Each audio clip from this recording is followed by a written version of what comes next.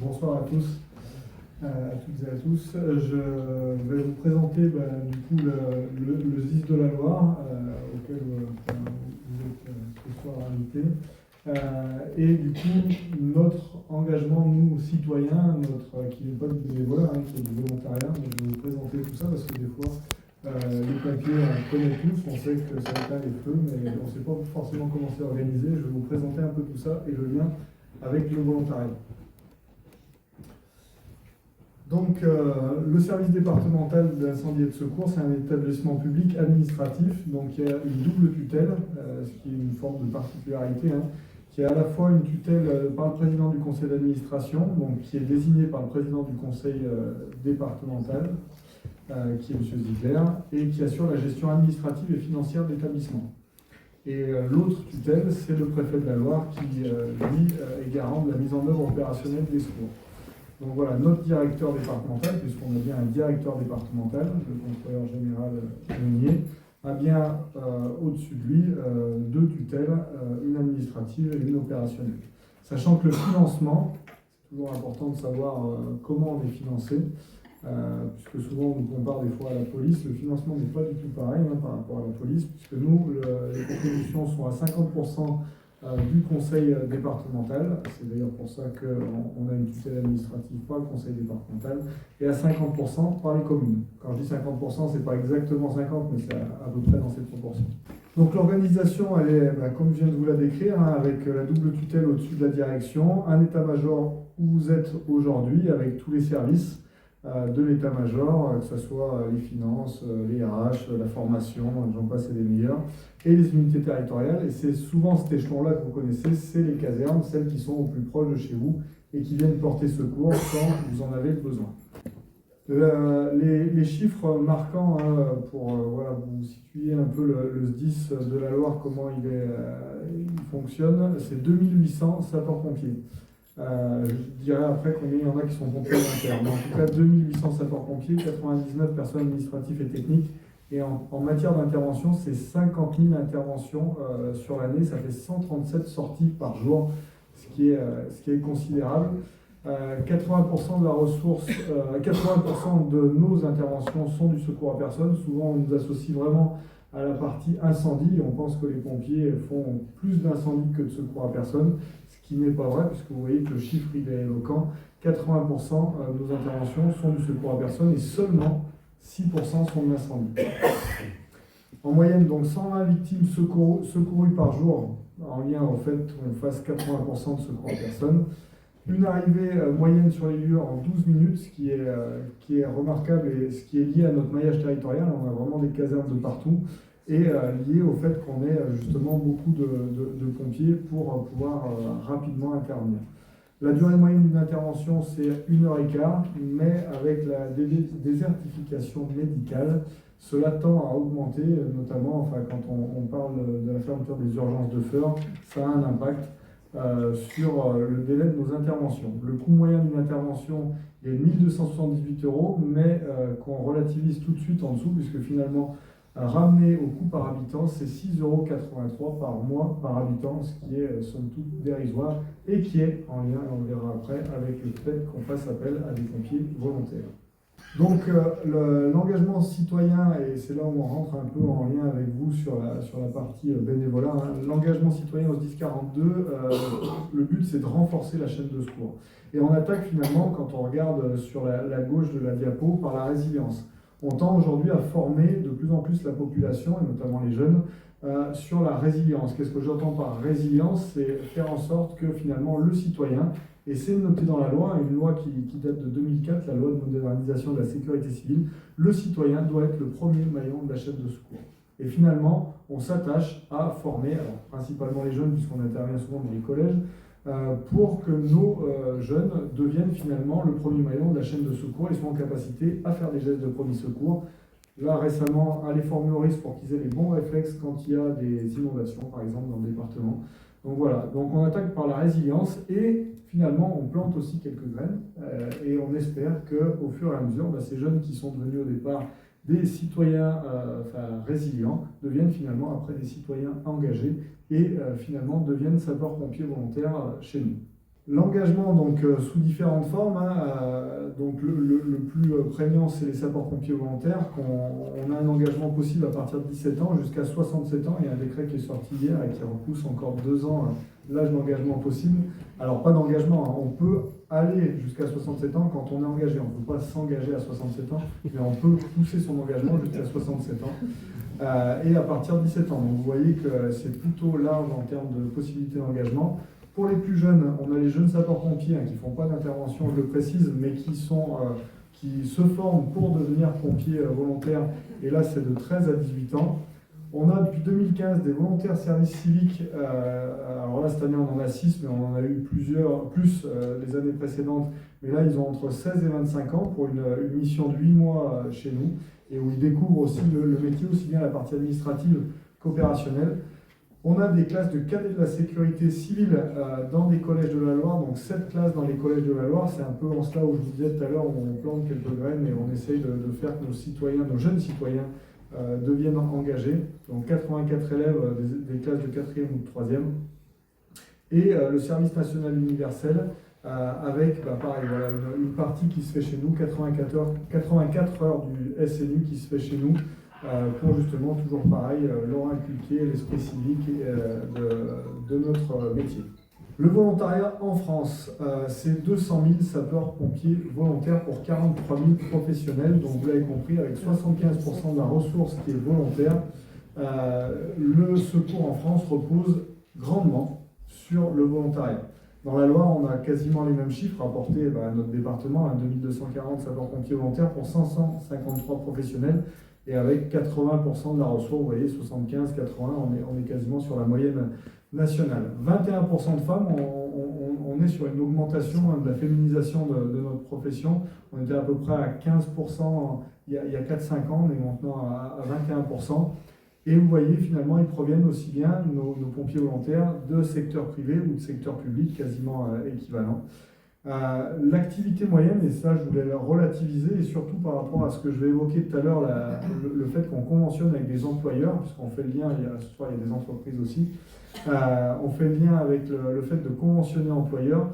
Un pompier volontaire, il est finalement en intervention qu'à peu près, c'est une moyenne, 6 interventions par mois, 5 jours de formation par an. Donc il n'est pas non plus, quand il est pompier volontaire, tous les jours en train d'intervenir ou tous les jours en train de se former. Et je préfère relativiser avec ce chiffre pour ne pas faire peur aux employeurs qui éventuellement recruteraient des pompiers volontaires à qui on demanderait de conventionner et qui diraient ben non, si on conventionne, je ne le verrai plus jamais, il sera toujours en intervention. Vous voyez, finalement, ce n'est pas tant que ça. Je voulais aussi préciser le terme de volontaire. Ce soir, on est là pour une soirée du bénévolat. Nous, on parle de volontariat parce que nos sapeurs-pompiers volontaires perçoivent des indemnités. Je précise que c'est des indemnités. Une indemnité horaire d'un sapeur-pompier volontaire, c'est environ 10 € de l'heure. Vous avez une question? C'est environ 10 € de l'heure, c'est en fonction du grade. Donc ils perçoivent des indemnités, c'est pour ça qu'on ne parle pas de bénévolat. Souvent, par contre, les gens ont gardé cet esprit, puisqu'il y a très longtemps, c'était du bénévolat, et continuent à appeler nos pompiers les pompiers bénévoles. La vraie appellation, c'est pompiers volontaires. Pour autant, ils ne sont pas considérés comme des travailleurs. Voilà, c'est quelque chose qu'on se défend surtout au niveau européen, de bien dire que nos pompiers volontaires ne sont pas considérés comme des travailleurs. L'analyse de la ressource, puisque qui dit bénévolat ou volontariat dit forcément une ressource qui est fragile. Et donc, du coup, on s'est penché un petit peu sur l'analyse de notre ressource pour finalement voir où c'est qu'on pouvait s'améliorer. Donc 4 profils de sapeurs-pompiers volontaires, le villageois qui habite dans son village et qui sert du coup ses concitoyens au travers de son engagement. Le militaire, c'est plutôt un pompier volontaire qui est dans des centres urbains, et donc du coup on connaît moins finalement la population et on intervient plus au titre, c'est pour ça qu'on prend l'appellation de militaire. Le héros, c'est celui qui s'engage comme pompier volontaire mais qui tend à devenir pompier professionnel. Et le secouriste, là c'est quelqu'un qui est un citoyen engagé, comme on l'a évoqué tout à l'heure, et qui veut rendre service aussi à sa population. Sachant que si le héros ne devient pas pompier professionnel, il y a un glissement du héros, généralement vers le villageois ou le secouriste. Les causes possibles de rupture d'engagement, ça aussi ça nous questionnait, puisqu'on voyait beaucoup de pompiers volontaires qui cessaient leur engagement, on essayait de savoir pourquoi. Donc Une grande partie est liée au fait de l'ambiance. On a une forme de cohésion dans la caserne, et quand on a une perte de l'ambiance, ça peut être une des raisons de la rupture d'engagement.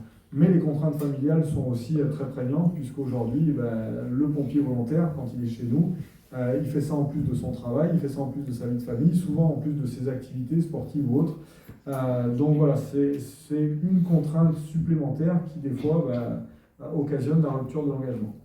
Les évolutions actées du service, on était avant sur une homogénéité sociale historique de nos pompiers volontaires, et aujourd'hui on est sur une diversité totale des profils dans nos effectifs, ce qui nous oblige, nous, encadrement, à avoir un management qui a évolué dans le temps.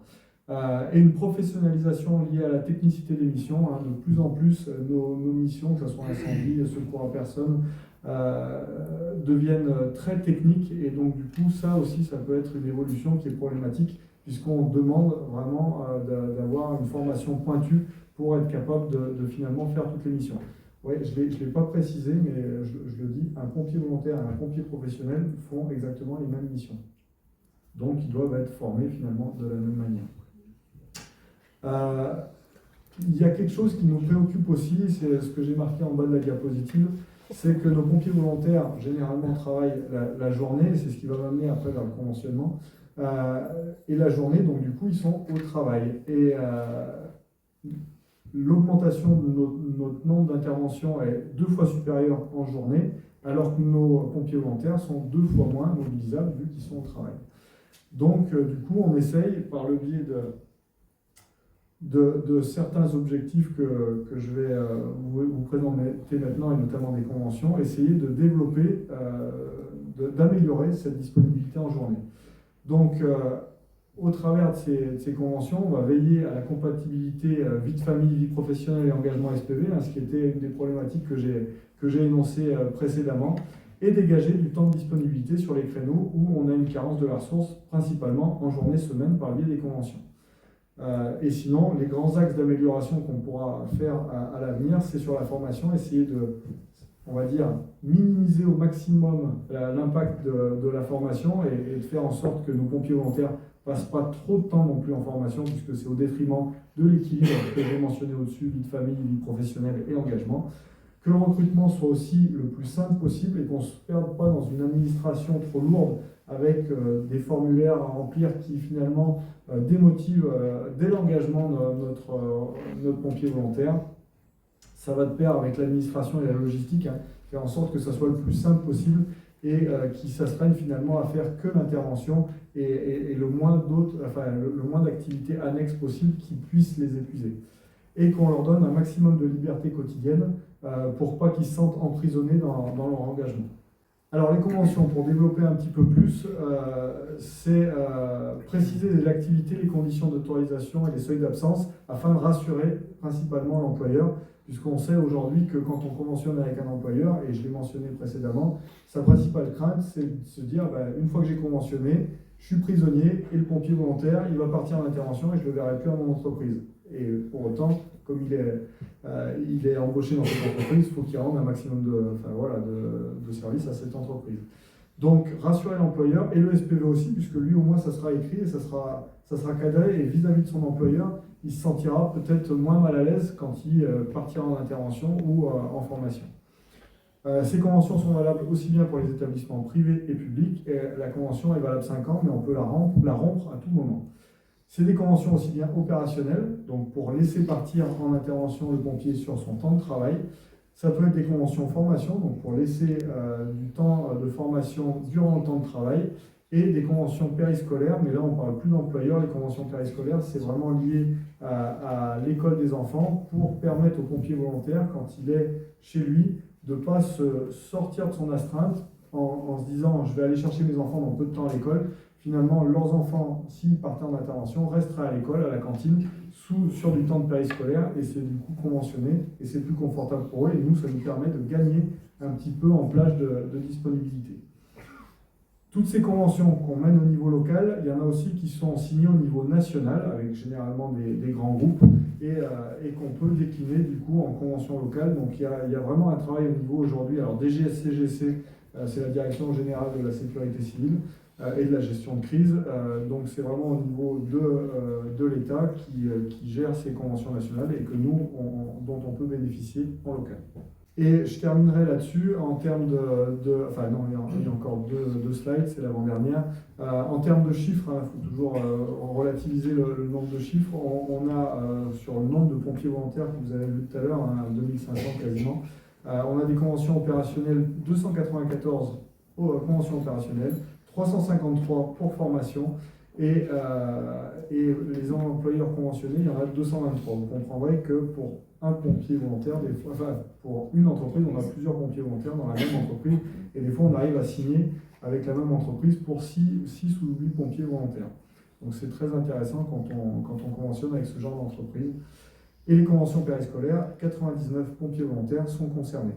Je terminerai du coup sur les avantages employeurs, puisqu'on essaye de aussi décliner les avantages qui peuvent en tirer de cette convention.